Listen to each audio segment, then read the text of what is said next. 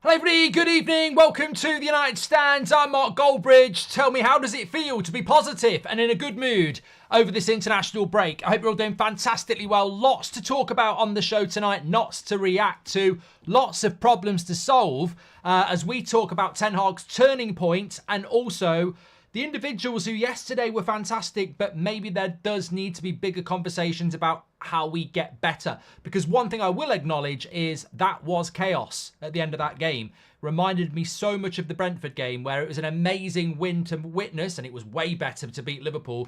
But you can't really look at that performance and go, that's something to build upon. I mean, it's chaotic. You've got Bruno at centre-back, Anthony at left-back. The midfield's imbalanced. Mainoo wasn't even on at that point. So how do we move forward from this with three difficult games coming up against Brentford away, Chelsea away, and then Liverpool in the first week back after the international break? And can we use this international break as a real springboard to start having a spring clear-out and start looking at some good players to come in? Lots to get into as well. Just really happy for Ten Hag that he's absolutely hold that to the media. He's shut them down. I think some of the journalists have gone on holiday. Someone was telling me that Luckhurst wasn't on the podcast today because he's gone on holiday. Was it a last minute deal? You know, because he can't be, piling on with the manager? I don't know. It was probably pre-booked. Tongue in cheek, Samuel, don't worry. But look, the reality is lots and lots to talk about. Want to talk about Mainoo, want to talk about Bruno, want to talk about, the way the players did deliver yesterday and how that should be a little glimpse to them of what they should be doing every game. And then they would get the support they got yesterday. But look, let's get on with it. And before we get on with it, I'm in my lovely comfy Boohoo Man jumper. And you can be too, because we're sponsored by Boohoo Man, which means I've got a bit of United trivia coming your way. But you can also get an extra 10% off website-wide by using the code Goldbridge. So if they've already got a code on there for 30% or a discount for 30%, you can add the code on and you get another 10% on top of that. So 30% becomes 33% if my maths are correct. You can kit yourself in everything you like. They've got gym wear, they've got five-a-side wear, they've got coats, they've got trousers, they've got relax in your living room wear, they've got hoodies like this. Check it out, Boohoo Man. They're already reasonably priced and you can get an extra 10% off. Links in the video description or scan that QR code with your camera phone. But as it is Boohoo Man, and before we get in the show, they've got a bit of trivia for you. Can you guess the United player?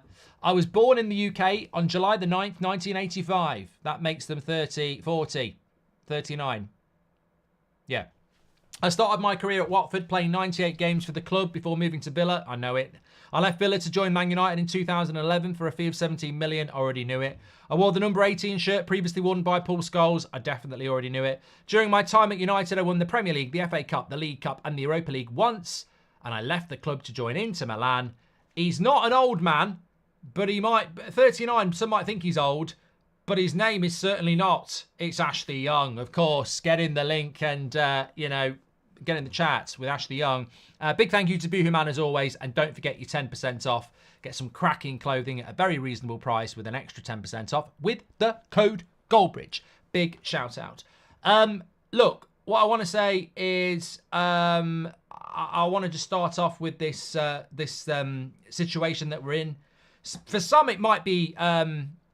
what I would call maybe a foreign position in the sense that, you're away from home because there is so much positive in this fan base and I'm here for it. I mean, look, as a Ten Hag fan, I'm just so happy, of course, but I'm really happy for him. I think he's had so much shit over the last... I mean, look, can I just remind... We've just beaten Liverpool. There's a lot of positivity around Ten Hag at the moment, mainly from the fan base. Newcastle didn't even get the script for the FA Cup. Fair play to Leicester. They came back from 2-0 down and made a game of it. Fair play for Coventry. They beat Wolves at Molineux. Man United, we came from behind to beat Liverpool. Newcastle roll up, park the bus playing for a point in an FA Cup game at the Etihad. Oh, but don't jump on Eddie Howe. Leave Eddie Howe alone. He's English. Oh, we don't, if the media are so disappointed, and look, I was listening to the radio this morning, I was watching the TV, I was reading some articles on websites, you could detect the misery. I always wanted to send a box of tissues to these radio stations and these newspaper outlets because they're absolutely gutted. There's your tissues, hold that. And also hold the L that you don't have your story. They would have been ready today to absolutely pile on. He's got to go, get Ten Hag out. And there, we win, and they've got nothing to do. And yet, there's another manager performing worse than us, called Eddie Howe, And, oh, we'll leave him alone. Yeah, leave him alone. Absolutely. You know what? It couldn't happen to a nicer media. And a lot of you don't live in the UK, I know, but our media has been piling on to Ten Hag from the start of the season. It's an agenda. We have had bad results this season, and any Man United manager should be held accountable. And we'll talk about tipping points and that in a moment. But the pile-on is a joke. I want to talk to United fans about whether we should sack a manager. I don't want to listen to journalists. And I'll tell you what, I think the biggest thing as well, and it's really, really obvious, they are trying to sack this manager. And the most hilarious thing is, some of us don't want to sack the manager. The majority don't want to sack the manager. But the media want us to sack the manager. They're constant. They even want to give the job to Southgate. But you know, the hilarious thing is, they've been at it for months. And hardly any United fans are listening. And on top of that, the players ain't listening. Because, these players might not be good enough. And we'll talk about some of them now. But you can never say that they're not backing this manager. They've had so many opportunities since Christmas to get him sacked. Like, we're 2-1 down to Liverpool. Just lose 3 or 4-1. He's absolutely going to get rinsed. I'm not saying Ineos would sack him, but the media will do their best to do it. There's been so many opportunities this season where the players could have just given up. And they don't do it. I don't think some of them are good enough, but they don't give up. I mean, look at that yesterday. Organised chaos. And we win the game. Did it against Brentford. We've done it a few times this season. So, I always say it. A lot of these people in the media are not Man United fans. They're doing it because they need to drive clicks. They need to drive stories. And they need to drive whatever agenda they've got. And, maybe some of them don't like Ten Hag because it's not Poch. Maybe some of them don't like Ten Hag because, they don't get the answers they want out of him. Maybe he's not charismatic enough. But the reality is that result yesterday was absolutely fantastic. And when we talk about the players as well and whether this can be a turning point, what I really want to do tonight, because we do this on the internet, I love the 8 o'clock shows on the international break, by the way, because same happened in October and September and November. We have some cracking conversations where we don't have to be so fixated on tactics, etc. And I really want to talk about what you think about the result yesterday, but what you think about the rest of the season, what you think about certain players. Because I've been speaking to some of the lads from the United stand today, and they're buzzing. And I've been speaking to people when I've been out and about. I was at football with Seb earlier. I was talking to a United fan who was at the game yesterday, absolutely buzzing. And it's great to see that unified happiness, which some people don't understand. When I was saying, I don't understand why people are just so fixated on the manager being out, because you're missing enjoying results. And I think finally it twigged with a lot of people yesterday. People seem to put aside what they think about the manager or certain players and just enjoy the most important thing. It doesn't matter whether you like a player or a manager or an owner. What you really love is the club, Manchester United. And at the end of the day, the players are important, the manager is important, the owner is important, but overarching all of that, they'll all be gone in 20 years. But Manchester United remains. Manchester United against Liverpool, that's what it was yesterday. And Manchester United won. And I think everybody got it. Everybody got it. And I'm sure there's still a few stragglers who were thinking at 2-1, rubbing their hands together about the big rant they were going to have on social media. But they can stay in the bin, those people, because they want to get proved right. You might get proved right. There's still some really tough games to come. But in its very essence, yesterday, it's Man United against Liverpool, going for it in a very chaotic but risk-taking, exciting way, and we win. And we'll remember that. We will remember that. But look, I think one of the things that sticks out to me is that so many players got so much praise yesterday. But when you deep it down, this international break for Sir David Brailsford and Blanc and Sir Jim and Ten Hag has to be an honest conversation. Let the fans enjoy that win. We need to get to work, like Beth was saying this morning. We need to go to work. Because if this is to be a proper turning point, then we need to heed the warnings of this season and seasons past. We can't just go, we've beaten Liverpool, let's give these players another chance. This is so important, what I'm about to say. Brilliant result yesterday, but we can't make the mistake of seasons past, where we go, you know what? Maybe this set of players are the players to do it. That would be the biggest mistake. There was some brilliant performances yesterday from players that actually need to be sold this summer. And that's a bit of a head mess when you're still on the high of that result yesterday. But if that team yesterday is so good, how are we going to buy 5 players? Where are they going to play if that team yesterday is so good?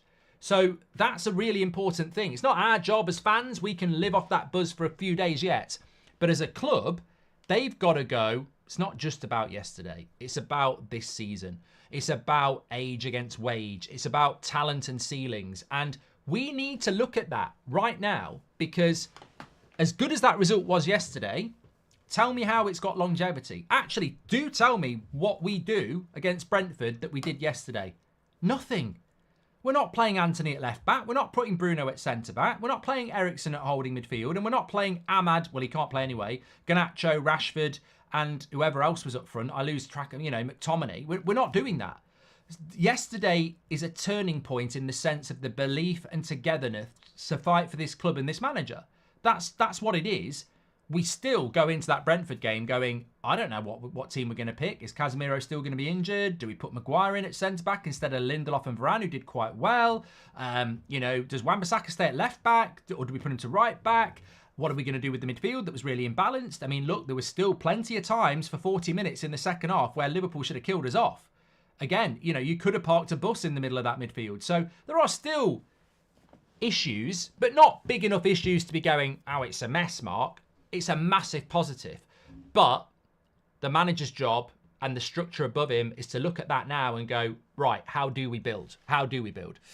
With social media, I want to get into some of the players on that as well, because I really want to talk about Bruno Fernandez first of all.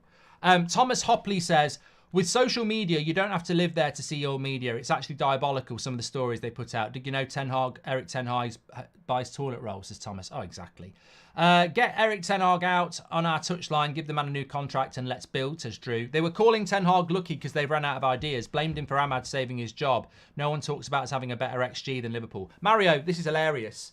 Man United had a better XG than Liverpool yesterday. We created better chances, but apparently we were lucky. Opinions on fans wanting United to lose yesterday, says God's will. Well, I don't know of any that did, but I have my suspicions of some that did, because they just seem to, I see these accounts on social media. They just seem to, revel in, being negative. But I feel sorry for them because, as I said, at your core, as a Man United fan, how could you not enjoy that? I said it after the Brentford game. Some people didn't enjoy the Brentford win, and I'm like, I don't get it. Take away the players, take away the manager. That's Man United winning in dramatic fashion. Why do you like football if you don't like those things? Was it Eric masterclass and people still want him gone, says the Irish Zombie. And we played Bruno centre-back, Anthony at full-back with 10 men, says the Irish Zombie. There was a Talk Sport one, says Jaden, who wanted it to happen. They're not real. You know what? I hate to say it, and you do get in trouble for saying it, but you're not a real United fan. You're not a real Liverpool fan. You're not a real Arsenal fan. You're not a real fan if you want your team to lose in a game like that. I don't think you're a real fan if you want your team to lose full stop, but not in a game like that. That doesn't make any sense. The greater good. There is no greater good. There is no short-term pain for long-term gain. You're losing to Liverpool. They're going to rub it in your face like a dog shit. There is no greater good. You take that win. There's a chance that Klopp finishes his last season third with the Carabao Cup. Interesting that, says Shen. Look, we've got another game against Liverpool coming up very, very quickly. But I want to talk about Bruno Fernandez. Because a lot of people today, and look, this is what we do. This is what we do. We have passionate, real conversations. And I want to say this. It's very important when you criticise, you have the humility to praise. And I gave Bruno a 6.5 yesterday because I thought actually his overall game wasn't that great. I don't think he was. He was on the pitch for 120 minutes and his overall game wasn't that great. You can be very critical of him for the second goal. He was nowhere in the second half. But what I will say is, seeing that interview with him after the game where he was nearly crying, seeing him playing at centre-back and running all over the place, looking at his heat map, what we have to remember is here, I am probably one of Bruno Fernandez's biggest fans, and people will laugh at that on social media because they don't watch the channel. But I was the one crying in Mallorca at that boat behind me sinking and saying it's symbolic of this Bruno Fernandez transfer deal. And that was the summer I thought we were signing him, and we messed it up. Thank God we went back in January. Bruno Fernandez, to me, has been our best signing of the last decade, without a doubt. This last 3 months, he's unrecognisable. He's absolutely unrecognisable in relation to the ability he has. And I will keep giving him 6s and 5s when he keeps playing like this. Because as somebody who absolutely adores him as a player, I don't recognise him. And I'm not going to do that player agenda bullshit. It needs to go. I love Bruno Fernandez. Fantastic player. But he ain't playing well. But what I have to commend, and everybody should commend, and I know people will say, well, you need more than that, Mark. It's not just about trying. That should come as standard. But it hasn't come as standard. You know, when you look at the McTominays and the Brunos, they might not be playing that well, but they do something a lot of our players don't do, which is absolutely give every ounce of sweat and blood and tears for this football club. And we need a team that does that, that's talented. You know, when Ahmad came on yesterday, I just thought, and I hate to say it, Jadon Sancho, it just kept going through my head, Jadon Sancho, because all these people who stick up for Sancho, and I'm watching Ahmad, who has had to wait 3 months. 3 fucking months he's had to wait. And he's had to wait for that moment. But God, was it worth waiting for? And I'm thinking, you know, Sancho couldn't take a bit of feedback in a press conference from the manager. He had to go on Twitter. If Ahmad had that attitude, you know, he's on social media, Ahmad. Most of them are on social media.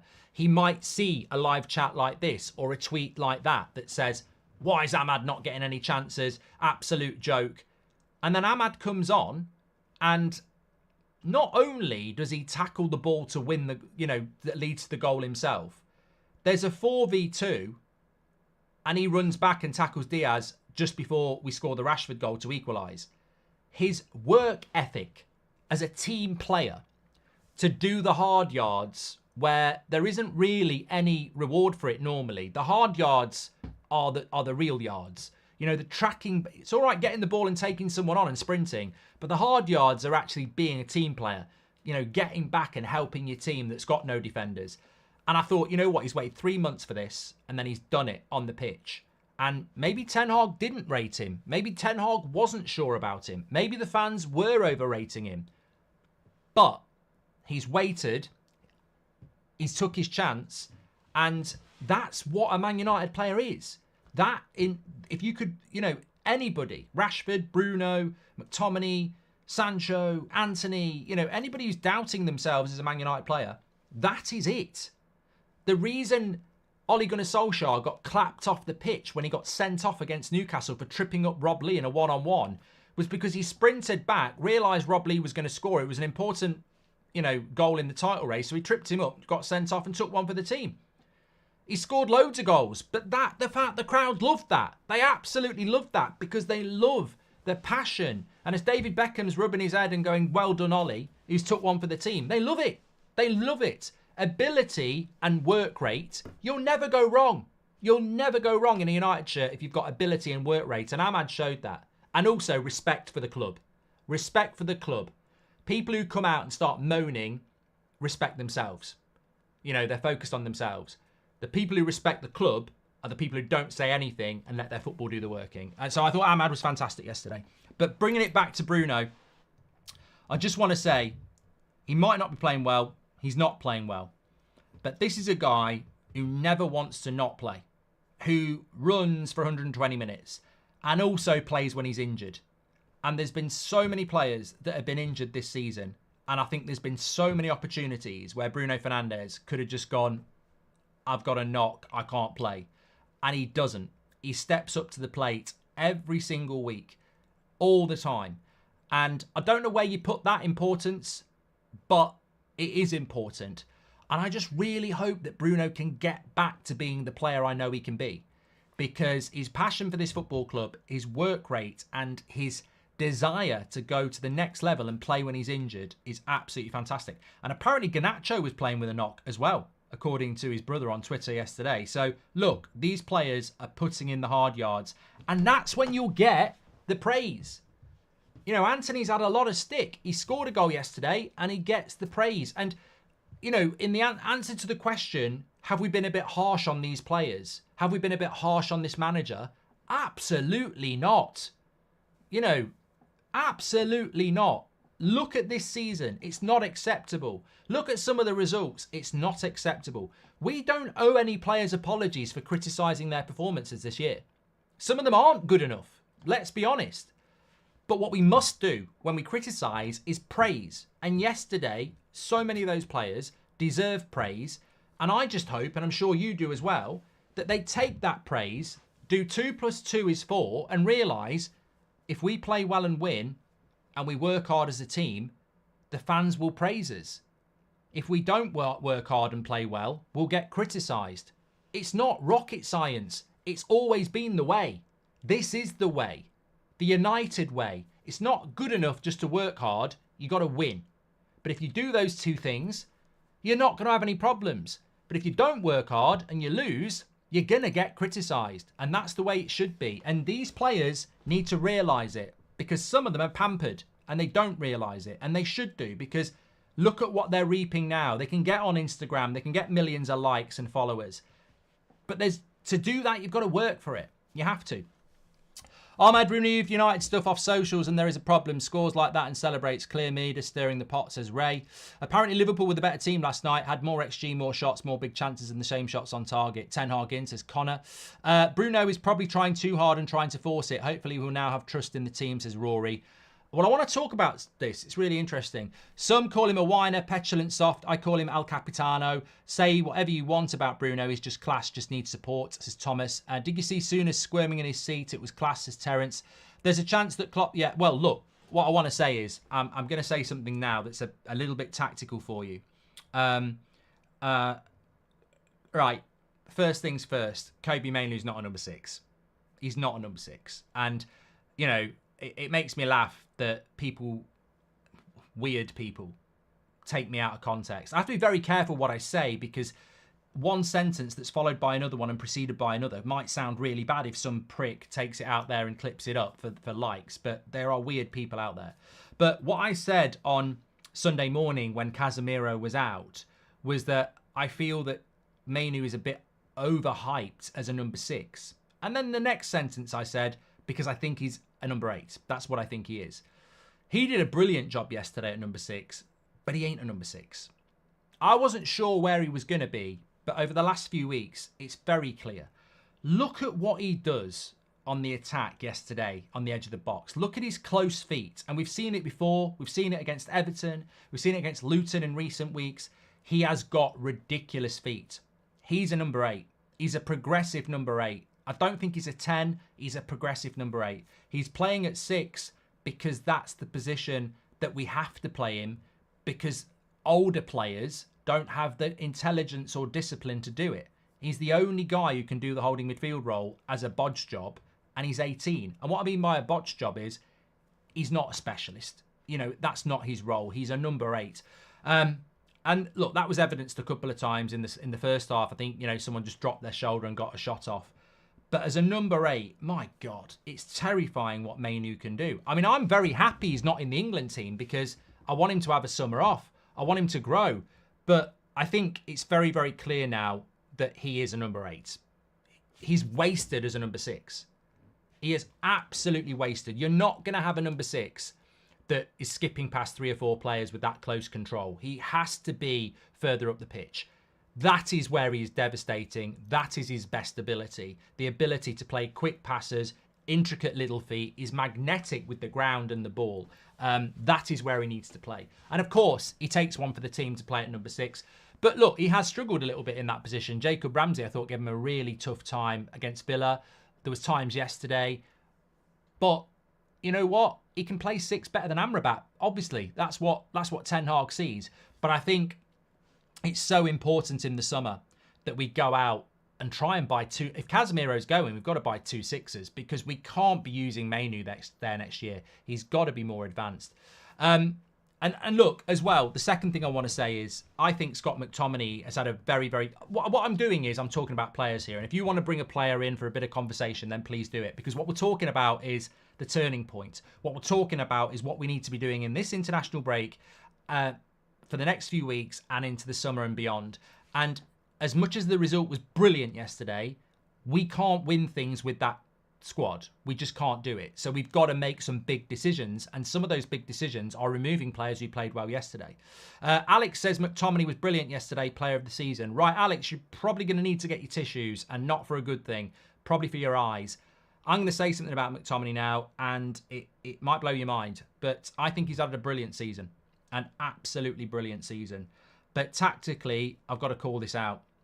McTominay is a problem. He's a very big problem. Now, we either keep him as a cameo for the last 10 minutes to come on and score goals from the box, or we sell him. Because I'm going to tell you something now. If you haven't figured this out, you need to start watching the games. Man United are getting overrun in the midfield because of McTominay. McTominay has an amazing ability to find space in the box, and he could have had 2 goals yesterday.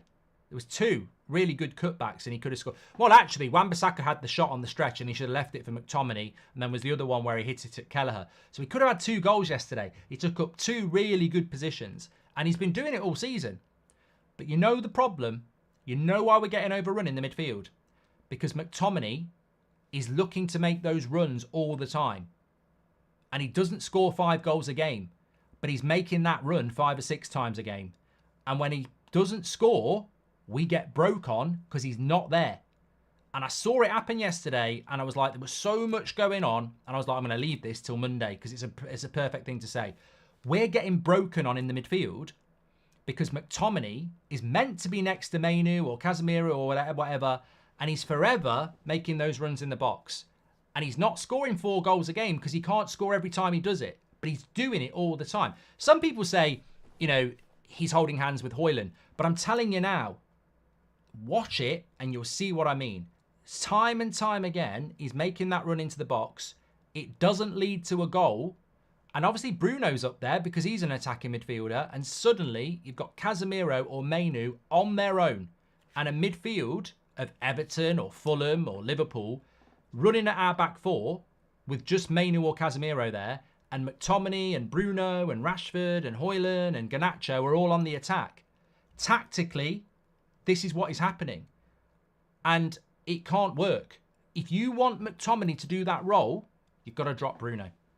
If you want McTominay just to burst into the box all the time like he does, you've got to put someone next to Casemiro. You've got to have 2 holding midfielders. And what we're doing at the moment is we're playing Mainoo, Bruno, McTominay.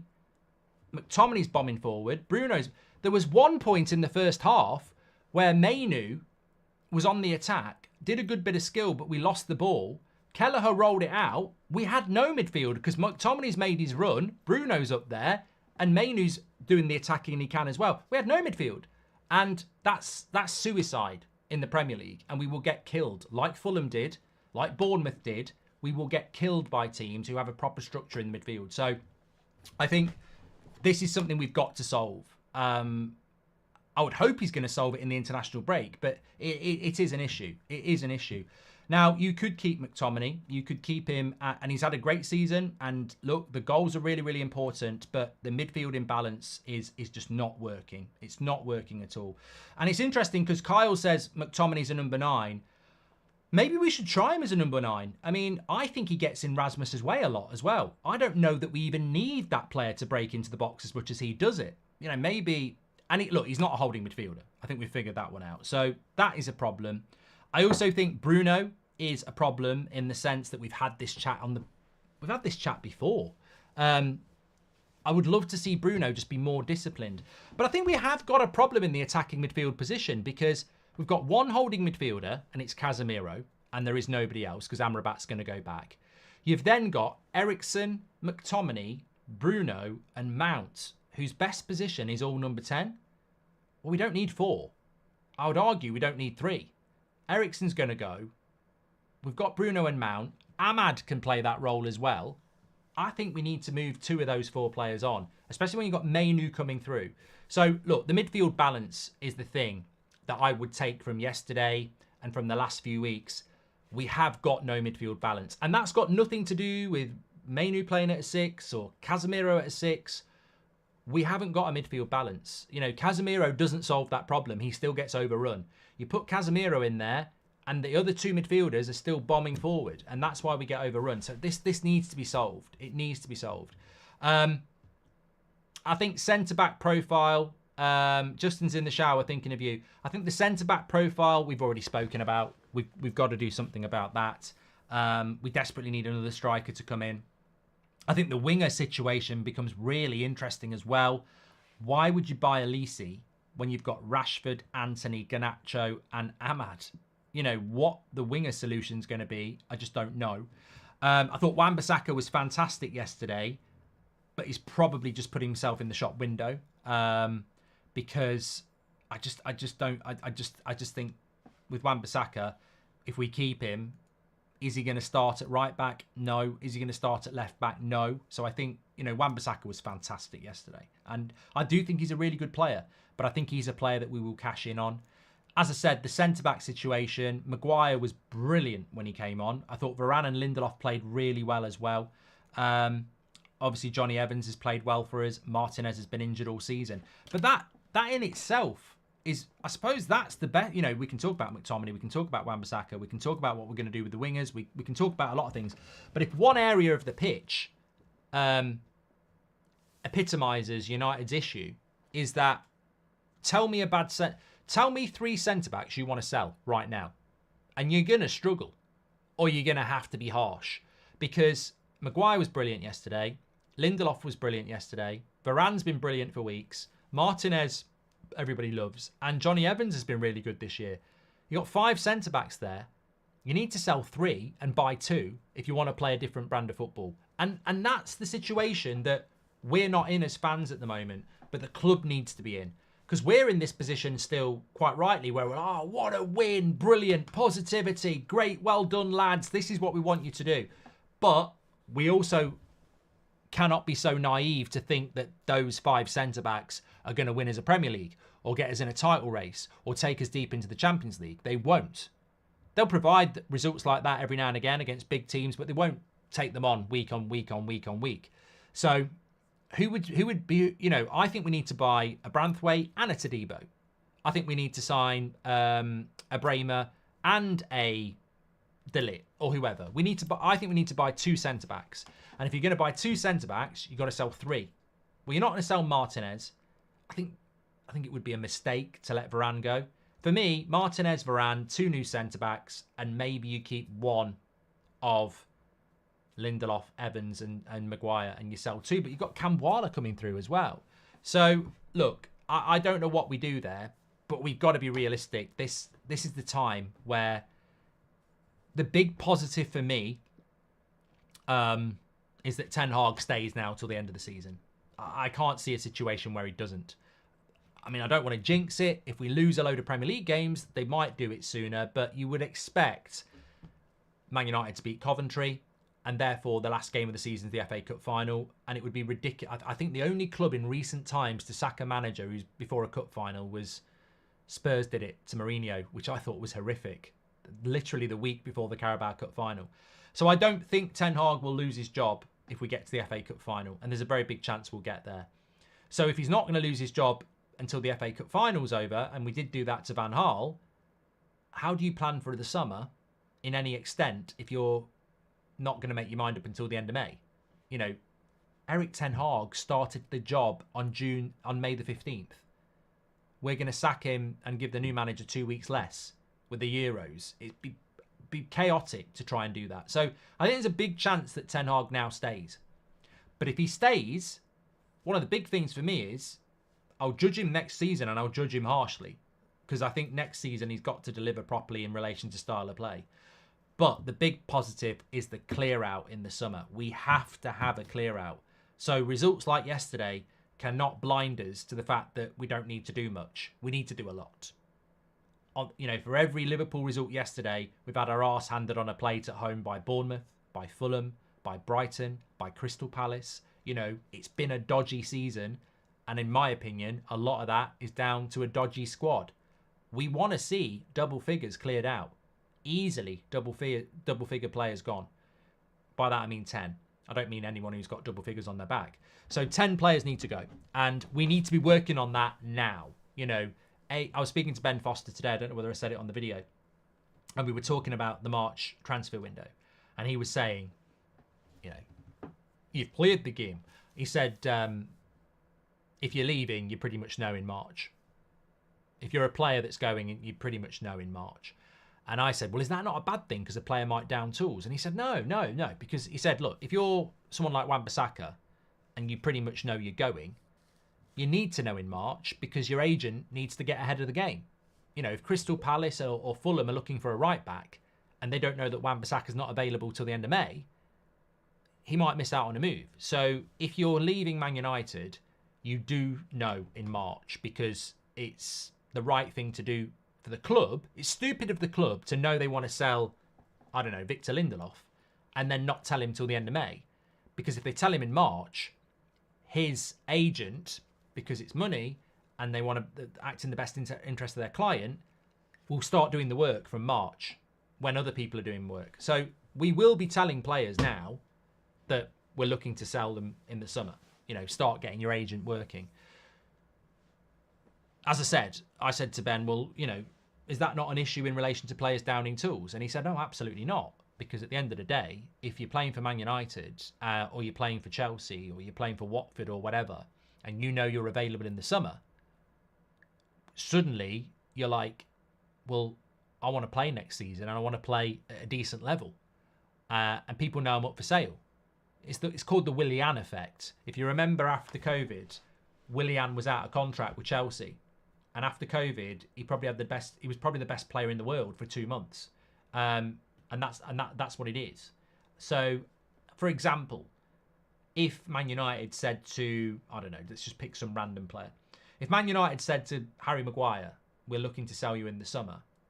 Well, for one, he's got the Euros, so he's not going to suddenly down tools. And for two, if he knows he's going, he probably doesn't want to go and play for Luton. He probably wants to play as high as he can. So he's going to play really, he's going to give everything, isn't he? So, look, it'd be interesting to see how many players. And look at Wan-Bissaka yesterday. I'm using Wan-Bissaka as an example, by the way. There is no... I mean, I think he will be sold in the summer, but I've not had that confirmed at all. But if you're Wan-Bissaka, do you want to not play well when you've hardly played this season and have not very many offers or interest? Or do you want to play really well and have Wolves, Palace, Everton all after you?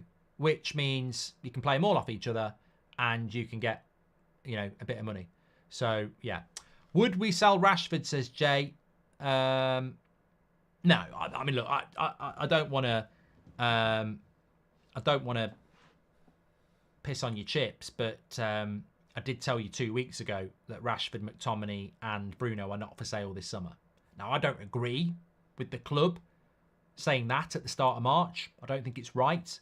I don't think many players in that United squad should be told they're not for sale at the start of March, but Rashford's not going to go anywhere. And look, he's a funny player, Rashford. I mean, I was so pleased that he scored that goal. And can I just say as well, Match of the Day pissed me off last night. I was like really enjoying watching it. And I'm sure you all were as well. But you know, at 2-2 in normal time, and Rashford had that chance, they played it out as if, oh, he's missed the chance to win it. He's off fucking side. Nobody seems to want to talk about that. He's offside. Like, and they played it out like, oh, he's missed the biggest chance in the world to win it. If he'd scored, he's offside. Like, he was offside. You know, it was marginal, but he was definitely offside. So that chance he missed, which he should have scored, he was offside. We wouldn't have won it in that game. And anyway, I'm glad he missed because he still scored in extra time and the Ahmad winner was better. But no, look, I think Rashford's a funny player, isn't he? Because I was fuming with the lack of effort on that Liverpool goal. It was disgusting. I mean, that was just that's not being a team player. That was disgusting. Foul him, body check him, you know, grab him, tackle him, do something. But you know, that was disgusting. But then he could have had a hat trick. So look, I think with Rashford, if I'm being completely blunt, there's good. Yesterday's game sort of epitomised it, really. There was bad and there was good. And we won the game. So ultimately, the balance is good. But I just think the real problem is that he's just not... He's not the focal point of the team.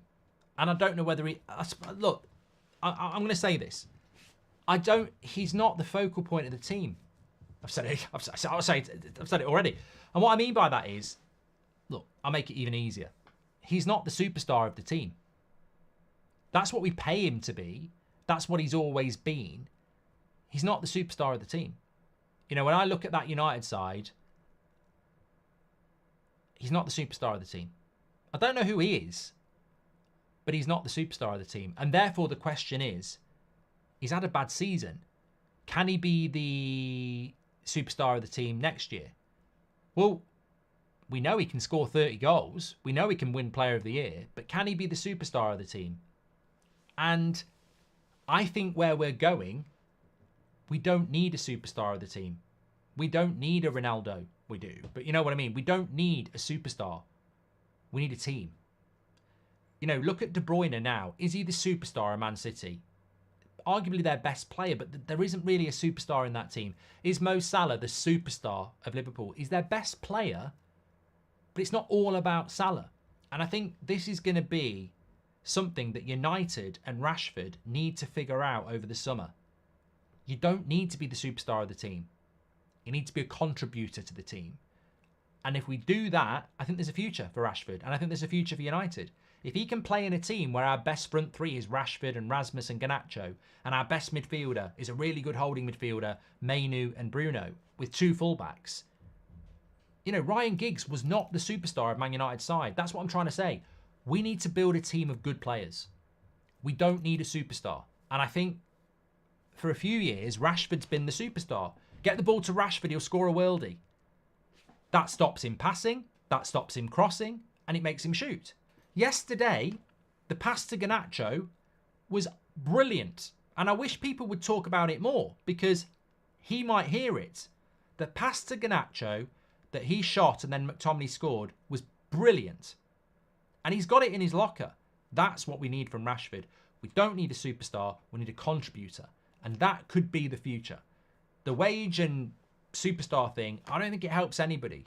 We've got Rasmus, we've got Garnacho, we've got Mainoo, we've got Delo, we've got Bruno, we've got Rashford. Let's add a couple more in. We don't need a superstar. We need a team. And Salah is Liverpool's best player. But it's not get the ball to Salah and let him do something. He can do that, but he's part of a team. They've got Trent, they've got Robertson, they've got Van Dijk, they've got McAllister now, they've got Szoboszlai, they've got Nunez, they've got Jota, they've got Diaz, they've got Alisson. They've got a team, and we need to build a team. And that's the next step for Rashford and Man United, because they won't sell him, but we can't have next season where we get the ball out wide, he cuts in and shoots from 30 yards. I want to see more of those slipping passes into Garnacho. And it's a new role for him, but he's moving into his late 20s, and it's a new role for us. That's the way forward, I think. Lots of people saying, please don't sell Aaron Wan-Bissaka. I'm not the director of football. We do need to sell a lot of players. I'm sure there'll be players that you don't want to get sold. I don't want to sell Varane. He could go. Casemiro, I didn't want to go, but I'm starting to think that, you know, the injuries are a problem and, you know, I can't be a hypocrite on that. Eriksen is going to have to go. Donny's going to go. We're going to have to get rid of a couple of centre-backs. Yeah, we need... Look, at the end of the day, I've always said this, and you've always agreed with me on it in the main. If you want to be successful, you've got to be aggressive and ruthless. You've got to be aggressive in the market to go and get what you want. And you've got to be ruthless to get rid of stuff that shouldn't be here. We need to buy 5 or 6 players. Where are they going to go into that team if you don't sell 10? Like, we need to sell players. We've got to, what you've got to do is you've got to replace. And the best way of looking at it is, look, for example, if you like Wan-Bissaka, but there's a better right back out there, you sell him. If you like McTominay, but there's a better midfielder out there, you sell him. If you like Lindelof, but there's a better centre-back out there, you sell him. Now, this is a novel concept, but this is how you end up being good. Because we're not used to that. We're like, oh, we can't sell this shit. We just can't sell it. Oh, get anything in. Anything in. But we can't sell the shit. This is, I think, going to be the Ineos approach. Ruthless aggression. Aggressive because that player's available and he's better than him. And this player's well liked, but sell. That's how you take it up. I don't know whether anybody's ever like... I'm trying to think of something. You know, like when you're building your chemistry on a FIFA team and you're around 80 something and you want to get it up to 90 something, but your team's good. So you end up taking out Prime Totti to bring in Prime Hullet. Prime Totti's a bloody good card, but Prime Hullet takes you up a little bit. It's about getting that chemistry of the team up higher. And you do get to a point where you start going, I'm not selling this shit anymore. I'm selling decent players, but there's a better player there that's going to make us even better. And that's what we need to start doing. We just haven't done it for years because we've been so shit. Sir Alex used to do it. He'd get rid of a player at exactly the right time. And you'd go, well, the prime example was 95. You know, I don't think you lot would be able to deal with it. You wouldn't be able to deal with that summer. It's a good job YouTube and social media didn't exist. We should have won the double in 95. We lost the final to Everton in the FA Cup, 1-0. And we lost the title on the final day to Blackburn. We should have won the double. We just won the double in 94. And we should have won it again. And in 95, we blew it. Right at the end. He sells Mark Hughes, he sells Paul Ince, and he sells Andrei Kanchelskis. Our starting striker, our starting winger, and our starting midfielder. None of them had done anything wrong. They were all good players. Ince went to Inter Milan. Hughes, I think, went to Chelsea. And Kanchelskis went to Everton. All for good money. And you're sort of going, what the hell is going on here? And then nobody really came in. And he starts picking kids. And you're like, what is he doing? But that's where we need to get to. Where we're selling players and going, they've had a good season. Oh, we're bringing someone else better in. Big up United stand. Need to back this manager with proper structure and can reevaluate next year, says Sean. That's where I'm at. And Sean also says I need a massive clear out. Frimpong in. I think Frimpong is worth a go. I do. Would we sell Rashford, says Jay. We've done that one. Fans get zoned with individual performances. They need to be consistent. But can you name United legend in the last decade in that squad, excluding Ronaldo, says Reese. Is there a United legend in the team in the last 10 years? No. Only Ronaldo because of what he did before. I think De Gea goes down as a great, not a legend. No. The only manager good enough is Hansi Flick because he has a treble under his belt, says Plug Scope. I've got to be a fast centre-back to compress the space where the opposition have been breaking on us. 100% Rory. We've got to get that line up high. My girlfriend does not agree with the Wan-Bissaka sale, says Liam. Well, she's in good company. That doesn't mean she's cheating on you. The live chat's there saying not to sell him. Ten Hag in all the way. Best of all three managers, says Abdullah. And I thought Maguire showed more leadership yesterday than he ever did when he was captain. I think he's been liberated without the captain, Lee. I completely agree. Who needs Scott at 9? We've got Harry Maguire, says Thomas. Delo needs to be our future captain, says Rossi. Yeah, he was brilliant yesterday again. We now have a Mount problem to solve as well, says Khalik. Yeah, I mean, look, great to see Mason Mount back yesterday, wasn't it? But, you know, a bit like Rasmus, really. Clearly not match fit. But great to see them back. I mean, what we're going to do with Mason Mount's going to be very interesting. I mean, the scary thing about Mount is that we're going to play even more open in the midfield. But yeah, look, I think that where I am at the moment is the same place as Sean. I'm really on. I've said it before, but I'll say it again. And I'm never going to sit here and go, "Told you so." Like I don't really like that. You know, I'll say, you know, Ten Hag sat his haters down because I think the media pylon's been disgusting. But there are United fans and there are members of this community that were Ten Hag out and might still be Ten Hag out. And I'm not going to sit here and say, "Told you so," negative twats, this, that and the other, because there are some tough games to come. And he could still lose his job. And I still think it's a mistake. But what I will say from a position of comfort, because we've won a game and a big game and he is safe at the moment, is that this is not a get out of jail card and this is not an endless support. I'll say this, and I agree with Sean. The reason I want the managers to stay is twofold. One, we've sacked so many managers and we've done this cycle so many times. I think we need to break the cycle and stick with the manager because we've never tried that before. And when I look at what's happened with Arsenal and Arteta and Jurgen Klopp over a period of time, the longer you give managers, the more things can change. The second thing is, if you change the manager, we won't get the clear out because they've got to assess the squad again. Ten Hag has assessed this squad and he's best placed to clear out. So that's the two reasons I wanted to keep him, and I've been consistent about that. What I will say is two other things. If we play like this next season, he's going to have to go. He's going to have to go. In year 3, he's going to have to go. So I will say that. Next season is the season I really want to judge him on his suitability. The second thing I'll say is, if he doesn't clear out and he keeps a lot of the players I think he should sell, then again, it's going to be a hard year 3.